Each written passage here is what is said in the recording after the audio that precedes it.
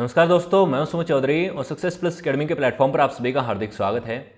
तो दोस्तों, आज के इस वीडियो में हम बात करने वाले हैं झीलों की नगरी उदयपुर के संस्थापक महाराणा सांगा के पुत्र और वीर शिरोमणि महाराणा प्रताप के पिता मेवाड़ के महाराणा उदय सिंह द्वितीय के जीवन की कहानी और इनके इतिहास के बारे में। तो दोस्तों, मेवाड़ के इतिहास में दो उदय सिंह हुए हैं। एक उदय सिंह प्रथम, जो कि महाराणा कुंभा के पुत्र थे, जिन्होंने राजगद्दी के लालच में अपने ही पिता राणा कुंभा की हत्या कर दी थी। और दूसरे हैं उदय सिंह द्वितीय, जिनको सामान्य तौर पर हम महाराणा उदय सिंह के नाम से भी जानते हैं। इन्होंने उदयपुर शहर की नींव रखी। ये महाराणा प्रताप के पिता थे। तो ये वही उदय सिंह हैं जिनकी प्राणों की रक्षा के लिए इनकी धाय मां पन्ना धाय ने अपने पुत्र चंदन की बलि दे दी थी। ये वही उदय सिंह हैं जिनके काल में अकबर ने मेवाड़ के ऊपर आक्रमण किया था और 30,000 सिविलियंस का कत्लेआम मचा दिया था। ये वही उदय सिंह हैं जिनके काल में जयमल और फत्ता जैसे बहादुर योद्धा हुए, जो अपनी मातृभूमि की रक्षा के लिए आखिरी सांस तक लड़ते रहे और मुगल सेना के उन्होंने एक समय के लिए छक्के छुड़ा दिए थे। तो कौन थे उदय सिंह द्वितीय और किस तरीके का इनका जीवन काल रहा है, इस सभी चीज़ों के बारे में हम बात करेंगे। लेकिन आप सभी के लिए ऑब्वियसली आपको मैं पहले ही बता चुका हूं कि सक्सेस प्लस एकेडमी का वेब पोर्टल और इसकी एप्लीकेशन आ चुकी है।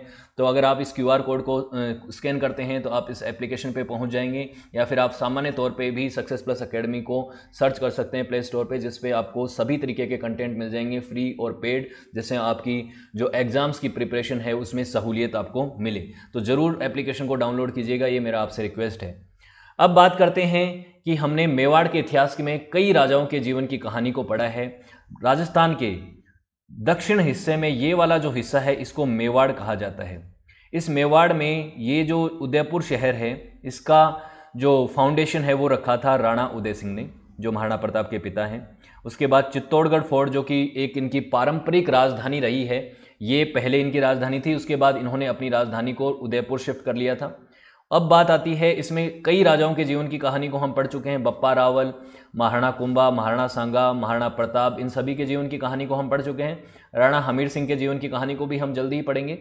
तो ये वाला जो क्षेत्र है, इसके ऊपर इन्होंने रूल किया। अब कैसे रूल किया, किस तरीके का इनका रूल रहा, उसके ऊपर हम बात करेंगे।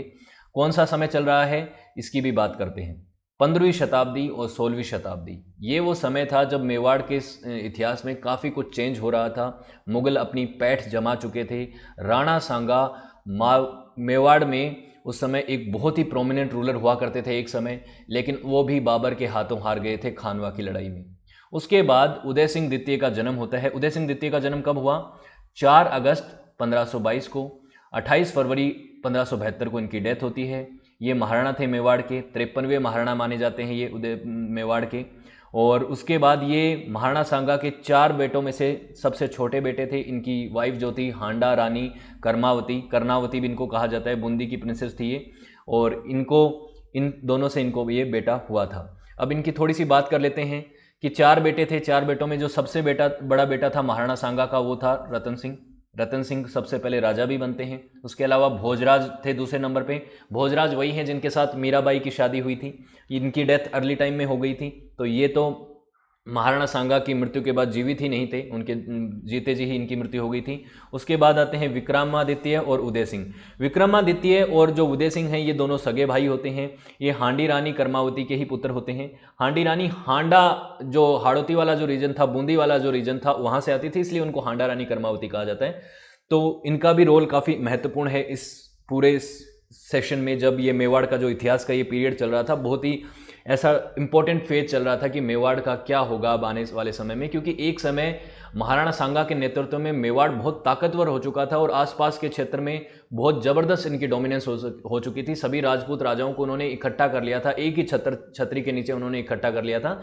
लेकिन बाबर के काल में आते आते 1527 में खानवा की लड़ाई में उनकी हार हो जाती है, और हार होने के बाद अब मेवाड़ जो है उतना ताकतवर नहीं रहा था। अब क्या होता है, अगस्त 1522 में नहीं, ये सॉरी गलत लिखा है, 1527 के बाद इनकी मृत्यु हुई थी महाराणा संग्राम सिंह की, जब खानवा की लड़ाई हो चुकी होती है। उसके बाद इनकी मृत्यु के बाद इनका जो सबसे बड़ा बेटा होता है, जो रतन सिंह जो है, वो 1531 में उनके बाद राजा बनता है, लेकिन उसकी भी मृत्यु हो जाती है 1531 में, उसका असैसिनेशन हो जाता है। अब ये एक भी कहानी है। देखिए अब क्या होता है कि 1526 में तो बाबरी भारत आया था। 1527 के अंदर खानवा की लड़ाई होती है जिसमें बाबर की जीत हो जाती है और वो महाराणा सांगा जिन्होंने अपने जीवन काल में कोई लड़ाई नहीं हारी, वो खानवा की लड़ाई में हार जाते हैं। और उसके बाद वो कोशिश करते हैं कि फिर से वो बाबर के ऊपर आक्रमण करें, लेकिन उनके ही जो लॉयल लोग होते हैं वो उनको, उनके जो सरदार होते हैं राजपूत सरदार, वो उनको जहर देके उनकी हत्या कर देते हैं। एक तरह से धीरे धीरे उनको जहर दिया जाता है और उनकी मृत्यु हो जाती है। ये मैंने महाराणा सांगा के इतिहास में आपको बताया। उसके बाद क्या होता है, इनका जो सबसे बड़ा बेटा है रतन सिंह, ये राजा बनता है। और महाराणा सांगा अपने जीवन काल में जीवन जीते जीते ही ये कह गए थे कि रतन सिंह तो राजा बनेगा, लेकिन विक्रमादित्य और उदय सिंह के लिए रणथंभौर फोर्ट जो है वो इनके लिए होगा। रणथंभौर का रीजन इनको मिल जाएगा। अब रणथंभौर का रीजन इनको मिलेगा, इस चीज से रतन सिंह खुश नहीं था। रतन सिंह चाहता था कि पूरा क्षेत्र उसके कंट्रोल में रहे, वही राजा बना रहे। इसीलिए रतन सिंह चाहता था विक्रमादित्य और उदय सिंह को रास्ते से हटाना। लेकिन ये बात ये जो हांडी रानी कर्मावती हैं ये भी जानती हैं। इसीलिए हांडी रानी कर्मावती जो हैं वो अपने भाई और अपने जो बूंदी के राजा हैं हांडा, उनकी मदद लेके क्या करती हैं कि 1531 में रतन सिंह की हत्या करवा देती हैं। रतन सिंह की हत्या करवा दी जाती है। वो जंगल में जा रहे होते हैं दोनों और साथ में जाके शिकार करने जाते हैं, लेकिन रतन सिंह वापस लौटते नहीं है। तो 1531 में उनकी मृत्यु हो जाती है। मृत्यु होने के बाद, हत्या होने के बाद आगे आने वाले समय में राजा कौन बनना चाहिए था? भोजराज तो जीवित थे नहीं, तो विक्रमादित्य जो कि एक और बड़ा बेटा था हांडी रानी कर्मावती का, उसको राजा बना दिया जाता है। अब विक्रमादित्य के काल में दो इंपॉर्टेंट चीजें हुई। क्या इंपॉर्टेंट चीजें हुई उसके बारे में हम बात कर लेते हैं थोड़ी सी। ये देखिए, ये मेवाड़ है। मेवाड़ के ऊपर गुजरात की तरफ से आक्रमण हुए और यहां पे राजा था बहादुर शाह। बहादुर शाह जो है ये आक्रमण कर रहा था। इसने दो आक्रमण किए मेवाड़ के ऊपर। एक आक्रमण किया 1533 में, एक आक्रमण किया 1534 में। 1533 में जो आक्रमण किया, उस आक्रमण के बाद हांडी रानी कर्मावती ने, क्योंकि विक्रमादित्य उस समय छोटे थे तो उनकी संरक्षिका बनी हुई थी उनकी मदर यानी कर्मावती देवी। तो कर्मावती ने इनको कहा कि आप रणथंभौर फोर्ट ले लो। तो रणथंभौर फोर्ट लेके और उस पर कब्जा करके ये जो राजा है बहादुर शाह, ये चला गया वापस गुजरात। 1534 में इसने फिर आक्रमण किया चित्तौड़ के ऊपर। जो 1534 का आक्रमण हुआ ये बहुत खतरनाक आक्रमण था।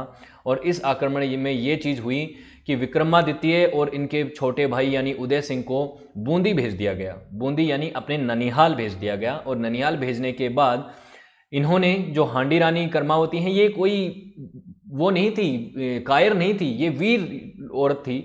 और इन्होंने कहा कि अब हम करेंगे जौहर और केसरिया। जौहर और केसरिया का मतलब आप समझते होंगे कि आपने पद्मावत मूवी देखी होगी। पद्मावत में क्या दिखाया गया था वो आपको थोड़ा सा आइडिया होगा कि जो राजपूत महिलाएं हैं, जब उनके ऊपर, उनके साम्राज्य के ऐसा लग रहा है कि वो हार जाएंगे उनके राजा, तो वो अग्नि में जाके जौहर कर लेती हैं, अपने आप का बलिदान दे देती हैं, फायर में एक तरह से सेक्रीफाइस कर देती हैं। और जो पुरुष होते हैं वो हार नहीं मानते, वो केसरिया वस्त्र धारण करके एकदम अपने जो किले हैं उसके द्वार खोल के सामने मुकाबला करते हैं दुश्मनों का। जब तक उनकी आखिरी सांस नहीं निकल जाती तब तक लड़ते हैं, या तो मरेंगे या मारेंगे। ये राजपूतों का केसरिया और जौहर का सिस्टम है। इसके ऊपर मैं सेपरेटली वीडियो भी बनाऊंगा, कितने जौहर हुए हैं राजस्थान में, कैसे कैसे हुए हैं। लेकिन एक तो हुआ था अलाउद्दीन खिलजी के समय मेवाड़ में, उसके बाद ये बहादुर शाह के समय दूसरा हुआ, और उसके बाद तीसरा भी इसी वीडियो में हम बात कर लेंगे अकबर के टाइम पे। तो ये दूसरा जौहर हुआ जो 1534 में हुआ। लेकिन इस जौहर के बाद कुछ बातें ऐसी हुई कि कुछ राजपूत सरदार जो हैं वो नाराज हो गए विक्रमादित्य से। उन्होंने विक्रमादित्य, जो कि उदय सिंह के बड़े भाई थे, उनको कायर कहना शुरू कर दिया कि जब मेवाड़ के ऊपर आक्रमण हो रहा था तो विक्रमादित्य अपने ननिहाल में बैठा था और वहां पे जाके वो कायरों की भांति अपनी प्राणों की रक्षा कर रहा था, अपने राज्य के लिए कुछ नहीं किया। इसी के लिए बनबीर नाम का एक व्यक्ति, जो कि कजिन था, इनका कजिन ब्रदर था, मतलब पृथ्वीराज जो थे, रायमल के जो भाई थे, महाराणा सांगा के पिता के भाई जो थे, उनके वंश से आता था। इसने क्या किया, सबसे पहले तो चित्तौड़गढ़ दुर्ग में ही विक्रमादित्य की हत्या कर दी 1536 में। तो विक्रमादित्य जो है वो 1531 से लेके 1536 के बीच में राजा रहे।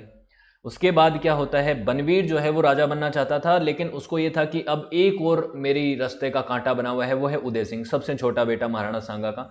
इसकी भी मैं अगर हत्या कर दूं तो मुझे रोकने वाला कोई नहीं होगा। बनवीर अब उसके बाद बन जाएगा यहाँ का महाराणा। लेकिन जब महाराणा उदय सिंह की वो हत्या करना चाहते थे और वो बच्चे थे, बहुत छोटे थे, तो उनकी जो नर्स थी पन्ना धाय, वो जानती थी। पन्ना धाय को ये बात पता थी कि बनवीर जो है वो उनके महल के चारों तरफ घूम रहा है। तो वो क्या करती हैं, रात के 1-2 बजे की बात है, जहाँ पे बिस्तर लगा होता है उदय सिंह जी का, जो कि कुंवर होते हैं, जो कि आगे आने वाले समय के युवराज बनने वाले होते हैं, आने वाले समय में वो महाराज बनने होने वाले होते हैं, उनकी जगह पे अपने बेटे चंदन को सुला देती हैं और अपने बेटे की जगह महाराणा उदय सिंह को सुला देती हैं। तो इस तरीके से वो अपने बेटे की जान की बलि देके उसके बाद यहाँ पे बनबीर आता है और उनकी हत्या कर देता है, लेकिन वो हत्या चंदन की होती है, ना कि महाराणा उदय सिंह की। ये सोचिए कितना बड़ा बलिदान है, अपने एक माँ अपने बेटे का बलिदान देके एक कुंवर को बचा रही है, अपना राजधर्म वो निभा रही है कि उनका जो बेटा है महाराणा संग्राम सिंह का, वो आगे चल के राजा बने, इसीलिए बनबीर ना बने, एक अयोग्य व्यक्ति राजा ना बने, इसलिए उन्होंने अपने बेटे की बलिदान दे दिया और सिसकारी तक नहीं ली कि किसी को पता भी चल जाए।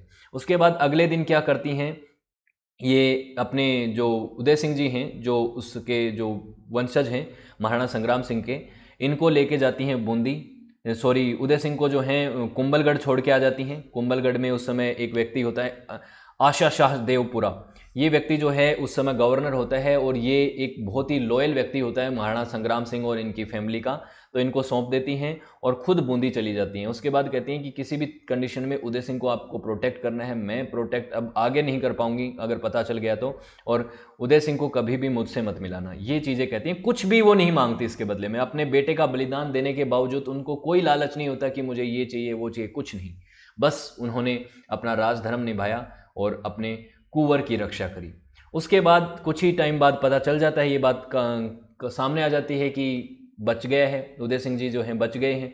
उसके बाद 2 ग्रुप बन जाते हैं, एक पक्ष बनबीर का पक्ष लेता है, वो कहता है कि बनबीर को राजा बनना चाहिए क्योंकि इसने मेवाड़ की रक्षा करी है, मेवाड़ के लिए इसने खून बहाया है। लेकिन दूसरी तरफ जो है एक ग्रुप ऐसा होता है जो राणा उदय सिंह को बनाना चाहता है। इसी दौरान एक कहानी और भी थी, मैं आपको बताता हूँ कि जब 1534 के अंदर आक्रमण किया गया था गुजरात की तरफ से मेवाड़ के ऊपर, तो उस समय जो मुगल बादशाह था वो था हुमायूं, मतलब अकबर का पिता, बाबर का बेटा, और वो यहीं पे था, इस रीजन में था, मालवा में, इस क्षेत्र में था, कालिंजर के फोर्ट के ऊपर उसने सीज कर रखा था। तो हांडी रानी कर्मावती ने इसको लेटर भेजा था, राखी भेजी थी, कहा था कि हमारी रक्षा करो बहादुर शाह से, और हुमायूं रक्षा करने के लिए नहीं आ पाया। उसने लेटर वापस लिखा क्योंकि वो यहाँ पे उलझा हुआ था, इस कालिंजर के फोर्ट में वो फंसा हुआ था, इसलिए वो वापस नहीं आ पाया। इसीलिए फिर क्या होता है, जब यहाँ पे एक बार के लिए चित्तौड़गढ़ फोर्ट को जीत लेता है बहादुर शाह 1534 में, लेकिन उसके बाद जब कालिंजर फोर्ट को जीतने के बाद हुमायूं फ्री होता है तो वो आक्रमण कर देता है गुजरात के ऊपर, और गुजरात पे आक्रमण करने की वजह से ही बहादुर शाह को चित्तौड़गढ़ फोर्ट को छोड़ के गुजरात की तरफ भागना पड़ता है अपने राज्य को प्रोटेक्ट करने के लिए, रक्षा करने के लिए। और इसी का फायदा उठाते हैं राजपूत सरदार और उसकी आर्मी, और चित्तौड़गढ़ फोर्ट को फिर से अपने कंट्रोल में ले लिया जाता है कुछ ही महीनों के बाद। तो इस लड़ाई में चित्तौड़गढ़ हार गया था एक बार के लिए बहादुर शाह के समय पे 1534 में, लेकिन फिर से उनके कंट्रोल में आ गया। इसीलिए राणा उदय सिंह और बनबीर और इन लोगों के बीच में ये था कि अगला महाराणा कौन होगा। अगर चित्तौड़गढ़ ही नहीं होता तो अगले महाराणा की लड़ाई और रेस ही नहीं होती, ये चीज़ें होती। उसके बाद बनबीर और इनके बीच में एक कॉन्फ्लिक्ट होता है। फाइनली 1536 और 37 में 2 बार राज्य अभिषेक होता है महाराणा उदय सिंह का, एक बार तो कुंभलगढ़ फोर्ट में 1536 में ही हो जाता है। इनके जो राजपूत सरदार हैं वो कह देते हैं कि अगले महाराणा होंगे उदय सिंह। उसके बाद 1537 में ऑफिशियल होता है, ये इनका क्राउन शिप होती है, इनका राज्य अभिषेक होता है, और उसके बाद बनबीर की हत्या कर दी जाती है, बनबीर के साथ एक लड़ाई लड़ी जाती है और कंप्लीटली मेवाड़ जो है वो महाराणा उदय सिंह के कंट्रोल में आ जाता है। पर्सनल लाइफ की बात करें तो कहा जाता है कि महाराणा उदय सिंह की 25 वाइफ थी और 25 ही उनके बेटे थे। 20 वाइफ थी और 25 बेटे थे इनके। इनकी जो सेकंड वाइफ थी सैजाबाई सोलंकिनी, इन्होंने इनके बेटे शक्ति सिंह, सागर सिंह और विक्रम देव को जन्म दिया। धीरबाई भट्टी यानी ने इनकी फेवरेट वाइफ थी वो इनके बेटे जगमाल सिंह की वाइफ माँ थी। जगमाल सिंह जो हैं उनको ही इन्होंने अपना आगे चल के अपना युवराज घोषित किया था कि इनके बाद वो राजा बनेंगे, लेकिन जगमाल ना बन के राजा कौन बनते हैं, महाराणा प्रताप बनते हैं। और ये बात भी मैं आगे आपसे डिस्कस करूंगा, ये मैंने ऑलरेडी आपसे डिस्कस भी करी थी जब मैंने महाराणा प्रताप का इतिहास बताया था। और इनकी बेटी थी जो इनकी फेवरेट वाइफ हैं भट्टायनी देवी, इनके बेटे थे जगमाल और इनकी बेटियां थी चांद कंवर और मान कंवर। इनकी चौथी वाइफ तो थी वो वीरबाई झाला थी, इन्होंने राणा जैत सिंह को जन्म दिया था। उसके बाद महाराणा प्रताप की बात आती है तो महाराणा प्रताप की जो मदर थी उनका क्या नाम था, महारानी जयंताबाई सोंगरा, इनकी पहली वाइफ थी और इनसे जन्म होता है आगे चल के महाराणा प्रताप का, जो कि शूर वीर शिरोमणि के नाम से जाने जाते हैं, जो आगे चल के अकबर के साथ लड़ाइयाँ भी लड़ते हैं। हल्दी घाटी का फेमस बैटल भी इनके बीच में होता है। 1544 में शेरशाह सूरी ने इनके समय पे ही आक्रमण किया था मारवाड़ पे, और मारवाड़ पे आक्रमण करके आपको याद होगा कि मैंने पहले भी आपको दिखाया था मारवाड़ मेवाड़ का, तो ये वाला जो हिस्सा है यहाँ पे मेहरानगढ़ फोर्ट है उसके ऊपर कंट्रोल कर लिया था शेरशाह सूरी ने, और वो भी बहुत बहादुर योद्धा था। उसने हुमायूं को बाहर से भगा दिया था, तो ताकतवर तो था ही, वो अफगानी था। उसने जब अगला प्लान बनाया कि वो कुंभलगढ़ फोर्ट को जीतेगा और यहाँ पे चित्तौड़गढ़ फोर्ट को जीतेगा, तो माना जाता है कि राणा उदय सिंह ने लड़ाई लड़े पहले ही हार मान ली थी, और राणा उदय सिंह को ऐसा लगता था कि वो कंट्रोल नहीं कर पाएंगे और इस युद्ध का सामना नहीं कर पाएंगे। इसीलिए राणा उदय सिंह ने पहले ही शेरशाह सूरी के सामने हाथ जोड़ लिए और कह दिया कि हम आपके आधिपत्य में रहने के लिए स्वीकार करते हैं, हम आपके कंट्रोल में रह लेंगे, हमें किसी तरीके की लड़ाई नहीं चाहिए। तो कई इतिहासकारों का मानना है कि देखिए, महाराणा सांगा जिन्होंने अपने जीवन काल में कभी किसी के सामने सर नहीं झुकाया, महाराणा प्रताप जिन्होंने अपने जीवन काल में कभी किसी के सामने सर नहीं झुकाया, चाहे वो मुगल बादशाह अकबर ही क्यों ना हो, फिर भी राणा उदय सिंह जो हैं वो इनके बीच की पीढ़ी के एक ऐसे योद्धा थे जिन्होंने बीच बीच में लड़ाइयों में कई बार हार मान ली, और एक नहीं, एक से ज़्यादा बार इनकी हार हुई है लड़ाइयों में।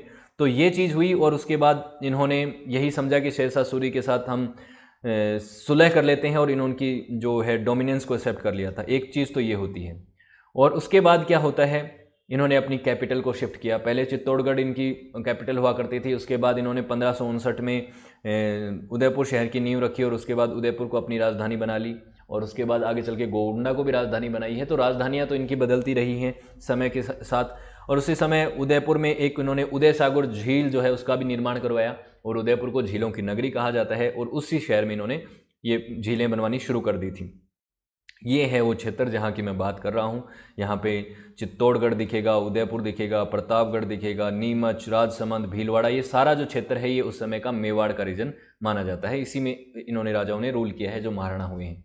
मिलिट्री करियर की बात करते हैं तो मिलिट्री करियर उतना सक्सेसफुल, उतना उज्जवल इनका नहीं रहा जैसा महाराणा कुंभा, महाराणा सांगा, महाराणा प्रताप या बप्पा रावल जैसे महान योद्धाओं का रहा है। इनका अलग तरीके का करियर रहा है। तो बैटल ऑफ हरमाड़ा में उदय सिंह जी को हरा दिया गया था मालदेव के राठौड़ों के द्वारा, और उसके बाद ये मेड़ता हार गए थे इनसे। उसके बाद 1562 में उदय सिंह जो हैं इन्होंने कुछ चीज़ ऐसी करी कि अब जो है सिचुएशन बदलने लग गई थी, और अब इनका कॉन्फ्लिक्ट होने वाला था मुगलों के साथ, और मुगलों में अब बन चुका था मुगल बादशाह अकबर, जो अपने साम्राज्य विस्तार की नीतियों के लिए पूरे देश में जाना जाता था। कुछ राजपूत राजाओं ने भी उसका दामन थाम लिया था, जैसे आमेर के राजा, उस समय तो भगवंत दास आगे चल के बन गए थे, लेकिन पहले जो है भारमल ने उनका साथ थाम लिया था, और भारमल ने अपनी पुत्री हरकोबाई की भी शादी अकबर के साथ करवा दी थी। अब 1562 आते आते क्या होता है, बाज बहादुर जो कि उस समय गुजरात का मालवा क्षेत्र का रूलर बन जाता है। बाज बहादुर जो है वो अकबर का विरोध कर देता है, तो बाज बहादुर भाग के यहाँ पे उदय सिंह जी के पास चला जाता है, मेवाड़ चला जाता है, और पॉलिटिकल असाइलम ले लेता है। एक तरह से उनसे कहता है कि मुझे शरण दो क्योंकि अकबर मेरे पीछे है, वो मुझे मार देगा। उदय सिंह जी इसको दे देते हैं, शह दे देते हैं। दूसरी तरफ जयमल मेड़तिया, ये वही जयमल मेड़तिया हैं जो कि जयमल और फत्ता में से एक जयमल हैं, इनको भी पॉलिटिकल असाइलम दिया। अब देखिए क्या होता है, मैंने आपको अभी मैप में दिखाया था, ये वाला जो क्षेत्र है मेवाड़ का, यहाँ पे मेड़ता जो है, मेड़ता वाला जो क्षेत्र है, मेड़ता वाले क्षेत्र में जयमल मेड़तिया जो है मेड़ता के शासक होते हैं। इनके ऊपर भी अकबर एक बार आक्रमण करता है। ये बोल देते हैं कि हम तो आपकी डोमिनेंस को स्वीकार नहीं करेंगे, आधिपत्य को नहीं करेंगे, जो करना है कर ले अकबर, लड़ ले, मार दे, मर जा, कुछ भी कर ले, हम नहीं देंगे तेरे को अपना शासन, और तुम्हारी डोमिनेंस को एक्सेप्ट नहीं करेंगे। हम आमेर नहीं हैं, हम मेड़ता हैं, मेड़तिए हैं हम। तो इन्होंने इस चीज़ को मानने से मना कर दिया, लेकिन इनका शासन जो है इनके ऊपर अकबर ने चारों तरफ से घेर लिया, तो इनको मेवाड़ आना पड़ गया, और मेवाड़ में इनको मिला सहयोग उदय सिंह जी का। दूसरी तरफ मालवा का शासक जो है वो भी यहाँ पे आके भाग गया, क्या आ गया। तीसरी बात ये है कि अकबर को अपने साम्राज्य के विस्तार के लिए गुजरात को कंट्रोल करना था, और गुजरात यहाँ पे पड़ता है, तो गुजरात के रास्ते में आता है मेवाड़, इसलिए अकबर जो है कई सारे कारणों की वजह से मेवाड़ को अपने कंट्रोल में लेना चाहता था। और मेवाड़ के जो शासक हैं वो हिस्टोरिकली कभी भी मुगलों का आधिपत्य स्वीकार करने के लिए तैयार नहीं थे। इसीलिए ये एक ईगो बूस्ट भी था अकबर के लिए कि वो सभी राजपूतों को अपनी छत्रछाया में और अपने आधिपत्य में लेके आएगा, ये उसके लिए था। इसलिए उसने मेवाड़ के ऊपर आक्रमण किया।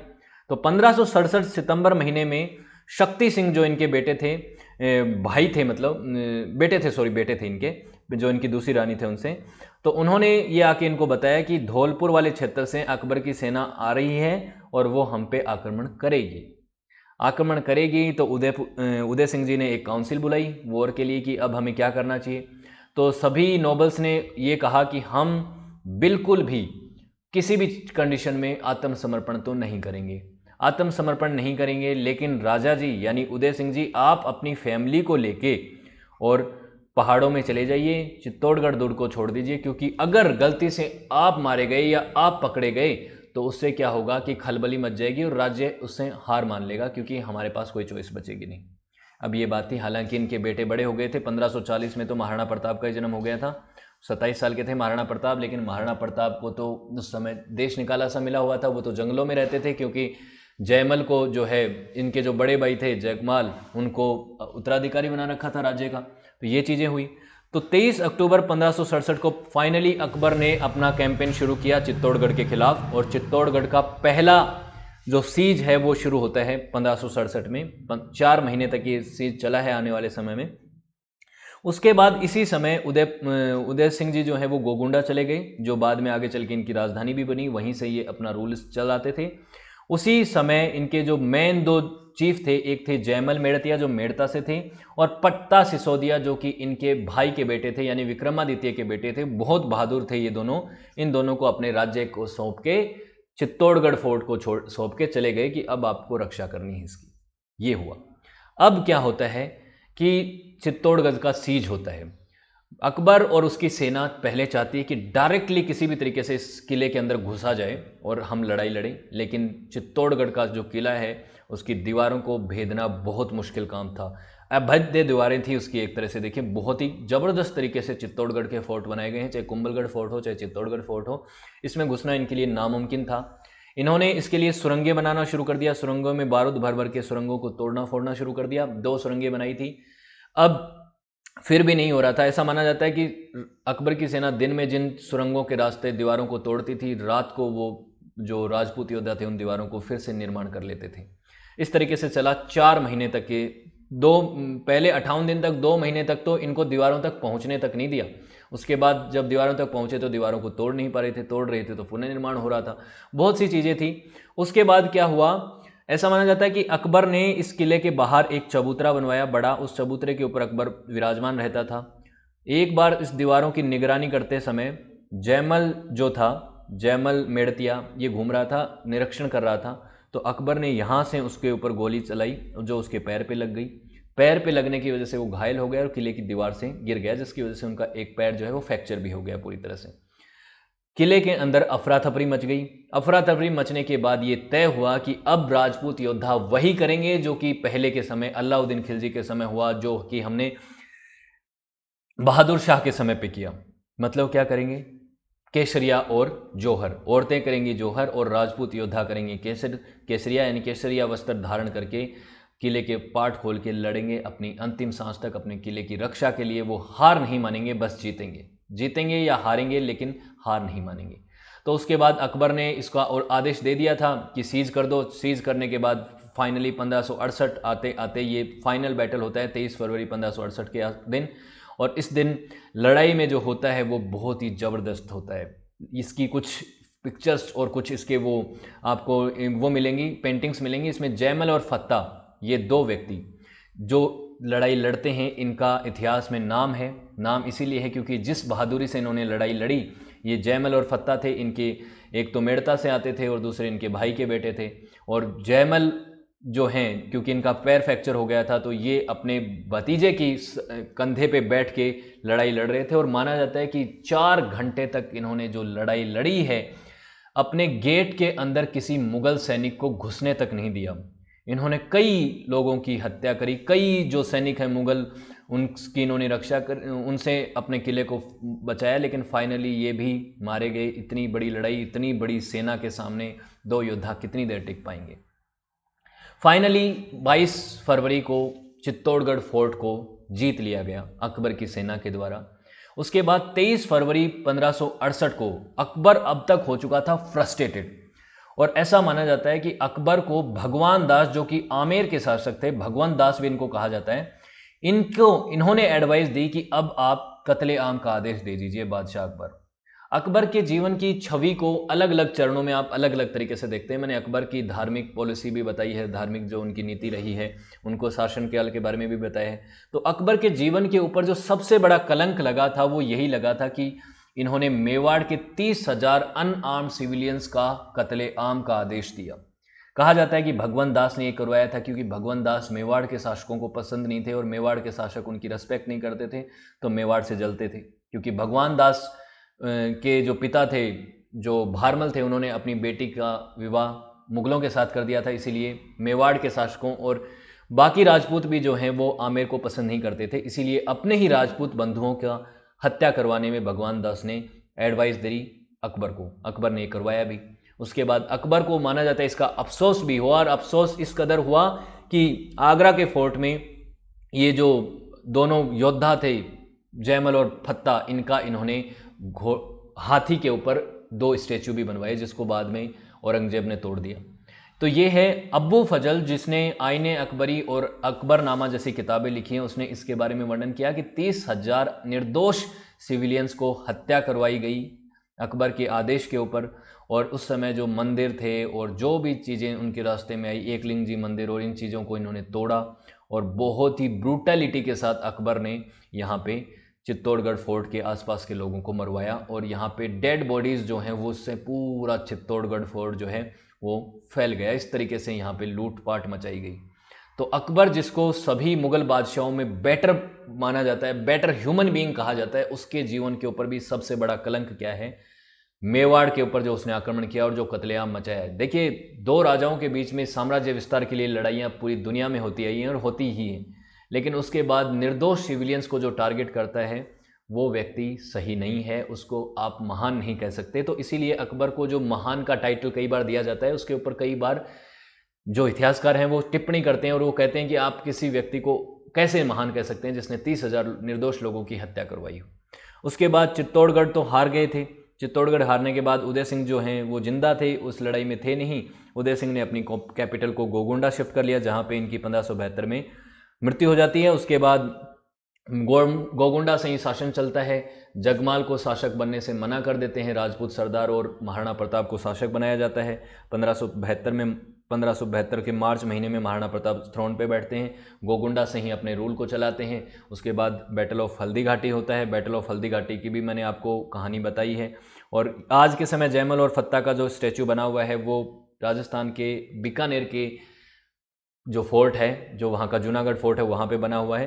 तो पहले आगरा फोर्ट में भी था, जिसको तुड़वा दिया था औरंगजेब ने बाद में चल के, जो कि उस तरीके का राजा नहीं था। वो बहुत ही ज़्यादा क्रूर था, दूसरे लोगों से वो पसंद नहीं करता था, स्पेशली रिलीजियसली इंटॉलरेंट था। तो महाराणा प्रताप का इतिहास अगर आप जानना चाहते हैं तो ये वीडियो मैंने बना रखा है, इसको आप प्लेलिस्ट में जाके देख सकते हैं। उसके बाद बैटल ऑफ हल्दी घाटी की भी इसमें मैंने बात कर रखी है। सारी चीज़ें मैंने कवर करी हैं यहाँ पे। तो होपफुली आपको चीज़ें क्लियर हुई होंगी। तो सक्सेस प्लस एकेडमी की एप्लीकेशन को फिर से ही डाउनलोड कीजिएगा। होपफुली मैं आपको फिर से कह रहा हूँ कि आप डाउनलोड करेंगे और तो उस पर आपको एक बेटर कंटेंट मिलेगा, अपनी तैयारी को आप अच्छे से कर पाएंगे, जहाँ पे आप मुझसे सभी तरीके से यहाँ पे बात कर सकते हैं। यहाँ पे चैट भी अवेलेबल है, अगर आपको कोई भी डाउट हो कोई भी कोर्स करने से परचेस करने से पहले तो वो भी आप पूछ सकते हैं।